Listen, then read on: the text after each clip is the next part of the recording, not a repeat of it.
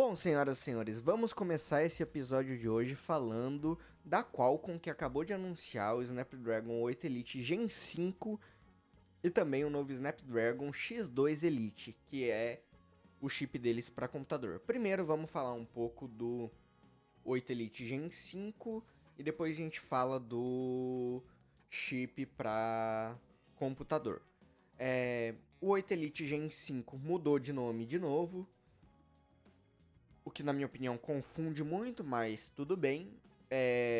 A Qualcomm está prometendo até 20% mais desempenho e 35% mais eficiência e recursos avançados de inteligência artificial.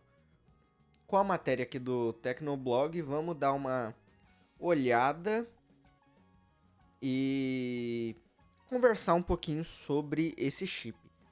Ele está sendo construído num processo de 3 nanômetros, assim como a geração anterior também era 3 nanômetros, só que é um novo processo de 3 nanômetros da TSMC, que eu chuto ser o mesmo processo que é fabricado o A17 Pro da Apple. E o anúncio foi feito no Snapdragon Summit. E tá falando aqui que a MediaTek anunciou na segunda-feira o Dimensity 9500. Sinceramente, eu tenho muito preconceito com os chips da MediaTek. Eu não consigo gostar, mas tudo bem.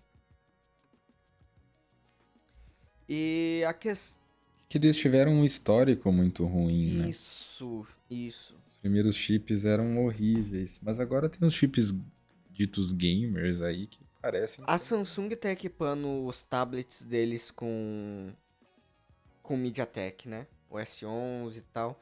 Só que eu pessoalmente não gosto. Tanto é que teve uma amiga minha aqui que foi comprar um tablet da Samsung e daí ela queria um tablet da linha FE. Tranquilo. São ótimos tablets.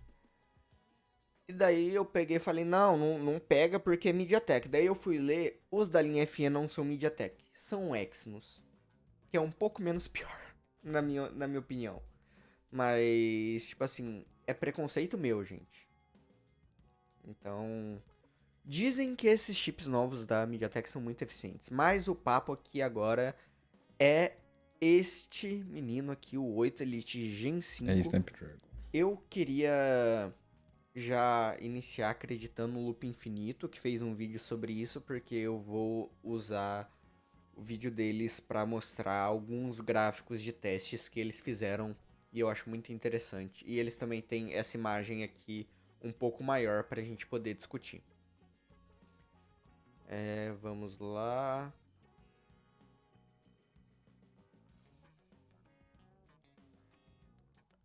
Menino Will Marchiori. Aqui, ó. Snapdragon 8 Elite Gen 5.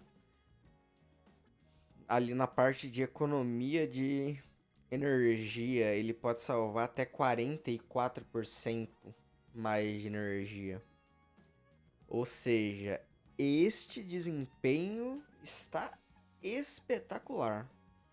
E lembrando que esse chip ele não tem núcleos de eficiência, como a gente costuma ver nos processadores geralmente. Ele tem núcleo de eficiência e performance. Não, os Snapdragon 8 Elite eles têm performance e mais performance. E eles falam de Ray Tracing, só que sinceramente, ninguém usa Ray Tracing em um smartphone. Eu não consigo achar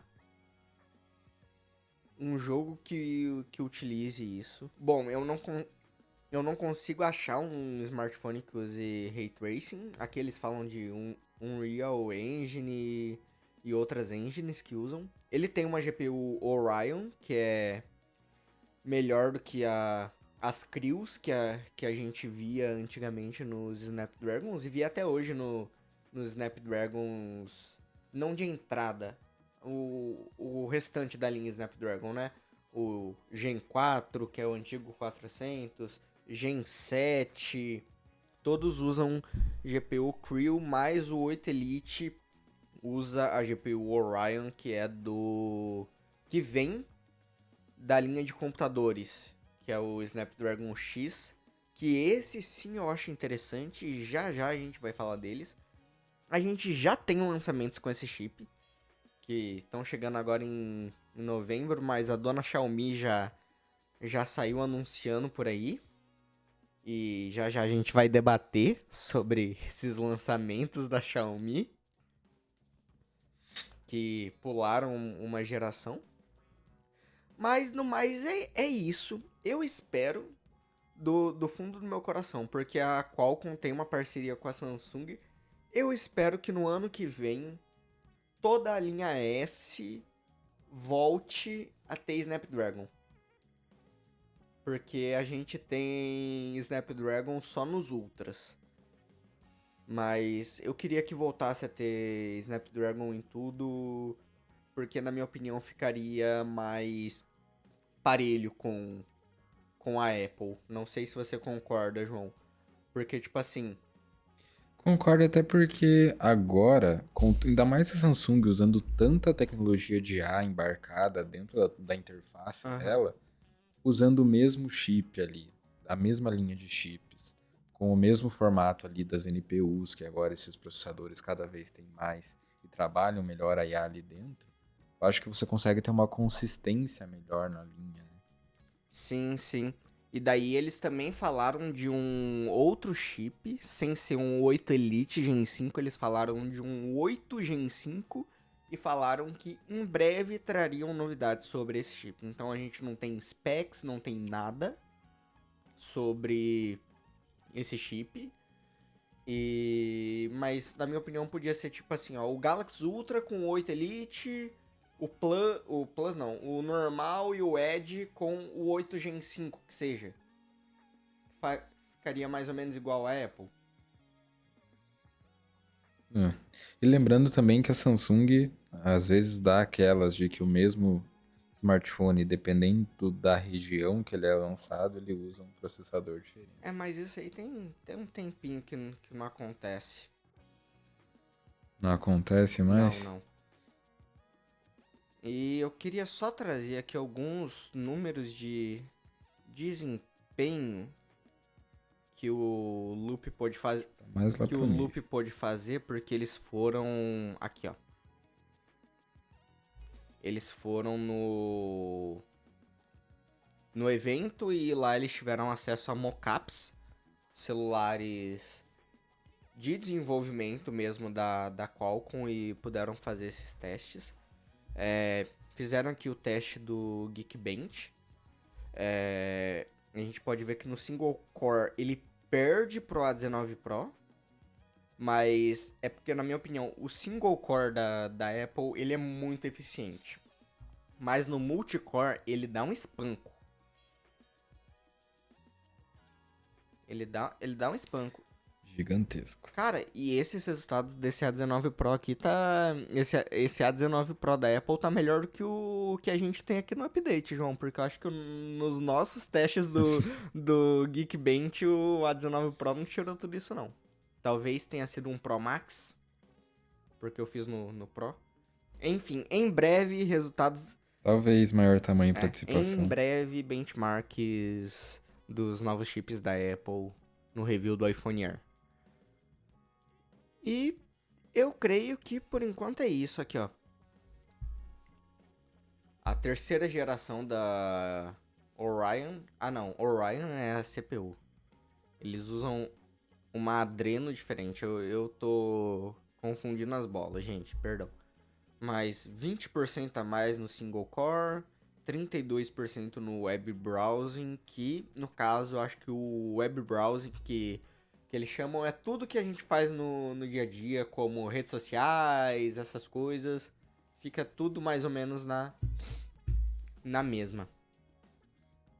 E 17% a mais no multicore. Eu acho que a gente já chegou num ponto que as atualizações são incrementais, porque eu acho que você com um Galaxy S23 ou um iPhone 15 Pro, que são celulares de 2 anos atrás, ainda conseguiria rodar tudo o que tem hoje, sem travamento e sem engasgos. Não é à toa que as comparações da Apple são sempre com processadores mais antigos. Isso. Né?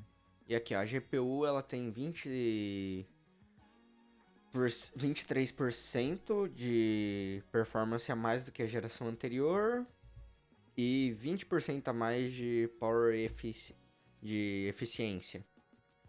O que é bom. Sempre ter bateria é bom. Chega até 1.2 GHz. Os três aqui, ó, chegam até 1.2. E eu acho que é isso. Ah, tá. Isso daqui é legal. Isso daqui é legal. A GPU desse chip, ela tem um cache integrado nela de 18 megabytes. Porque, tipo assim, o smartphone ele tem a RAM e o processador vai usar essa RAM e ele vai distribuir para GPU, para CPU. Mas ele já tem um cache de 18 megabytes que é para auxiliar nas funções e às vezes tornar mais rápido. Às vezes, se você tá jogando um jogo, talvez você consiga ganhar uns quadros a mais com isso. Você tá renderizando um vídeo no CapCut, por exemplo, você certamente vai ganhar uns quadros a mais com isso também. Agora, João, o que eu quero falar... Deixa eu ver. Tá, esse aqui é... Eu quero falar do... Aqui, ó. O Snapdragon 8 Gen 5 que eles falaram. Tá vendo? Só Gen 5, né? Nem 8 Elite. Que eles falaram que vão falar em breve. Eu queria falar desse cara aqui, ó. Snapdragon X2 Elite. Que vai vir em uma porrada de versões. Mas é a mesma coisa que a Apple faz nos chips dela. Na verdade, o que eles fazem é o seguinte. Eles têm aqui, ó, o Snapdragon X2 Elite Extreme. E todos os outros vão derivar dele. Que na verdade vão ser processadores que não deram certo para ser um Elite Extreme. Eles vão virar um X2 Elite. Daí, às vezes eles abaixam o clock pro processador ficar mais tranquilo. Às vezes eles cortam núcleos. E assim vale. Todos têm 80... Lembrando que isso não é nenhuma É, novidade, né? Todas as fabricantes de processadores sempre fizeram isso. Eles têm 80 TOPS de NPU. Lembrando, esses processadores aqui são para computador. E eu não vejo a hora do Windows se tornar um Mac. Sinceramente. Um Windows com bateria. Eles têm isso até hoje, só que eu acho que a implementação do ARM no Windows tá sendo muito mais lenta do que foi na Apple. Porque a Apple basicamente falou, ou vai, ou vai. Na minha opinião, o futuro do mobile, do Windows Mobile que eu digo, entenda-se, notebook e tablets, teria que ser ARM e a gente ficar com os desktops com x86 e placa de vídeo e o caramba 4. Eu acho também que, tipo assim, no futuro, talvez eles pensem nisso, eu não tenho certeza, porque apesar dessas GPUs desses chips serem super potentes, eles conseguirem casar ali uma GPU com um chip Snapdragon desse, já imaginou? Um notebook com um Snapdragon desse, super eficiente, e uma 5060, por exemplo?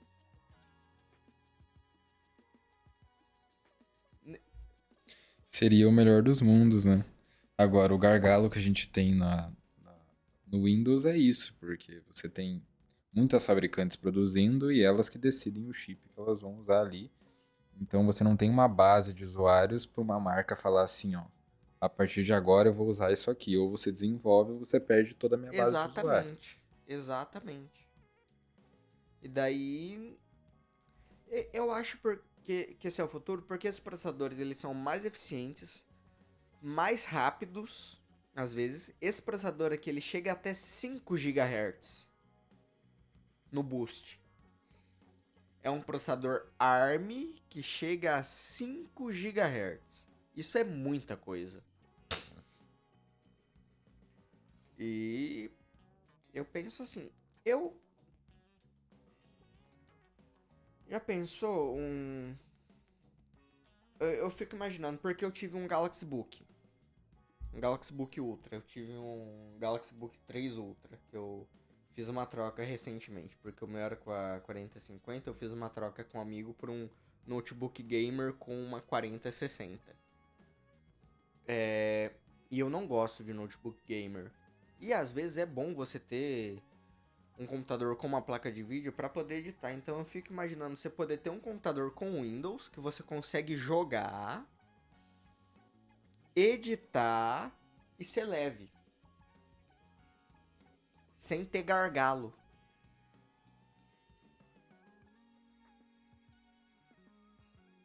O que você pensa sobre isso, João? Para mim seria o sonho. Eu sempre gostei muito do produto Surface Book. Pelo que ele entrega no quesito de ser um computador, ser um tablet, ter portabilidade e tal. Só que agora com um processador como esse, o Surface Book para mim seria simplesmente o meu computador favorito, assim, porque ele atenderia todas as necessidades que eu acho que um computador teria Cara, para me atender. eu adoro. Ele teria uma ultra portabilidade, ele teria muito desempenho e uma bateria, né, que se tratando de um chip com Aham. a tecnologia ARM, entrega. Cara, eu adoro Surface. Agora eles vêm, né, com esses processadores do Snapdragon. Só que tem um tablet Windows que eu gosto mais do que o Surface.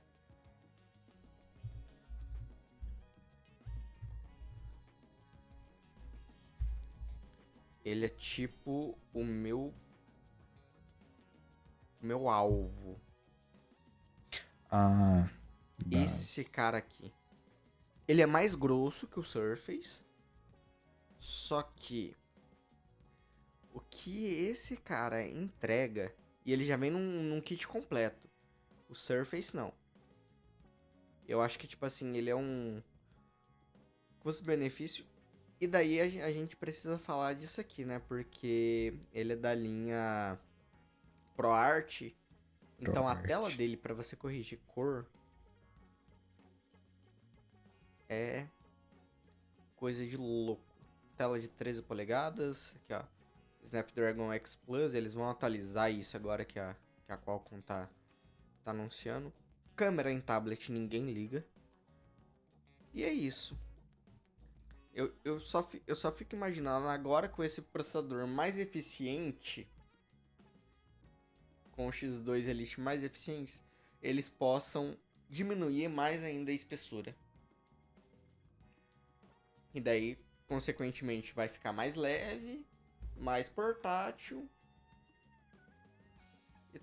E talvez as pessoas comecem a mudar, porque, na minha opinião, o melhor tablet que existe é o iPad. Depois disso, você passa para um Galaxy Tab, mas daí você tem as limitações do Android. Não é por conta do tablet, é por conta do Android em si. Num Surface você tem basicamente a portabilidade perfeita, só que tem uma ventoinha.